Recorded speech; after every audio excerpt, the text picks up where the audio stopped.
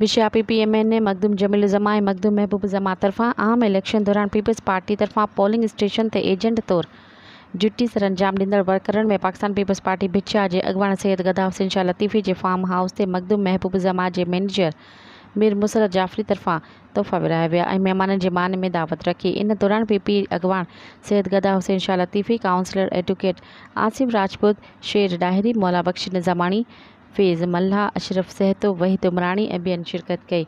इन मौक़े ते मखदूम महबूब जमा जे manager Mir Musarrat Jafri polling station ते एजेंट तौर ड्यूटी सरअंजाम ॾींदड़ वर्करनि जे महिनत खे साराहियो ऐं तोहफ़ा पेश कया। जंहिं बाद मीर मुसरत जाफ़री सैयद गदा हुसैन जे फार्म हाउस में हलंदड़ कम जो मुआइनो कयो।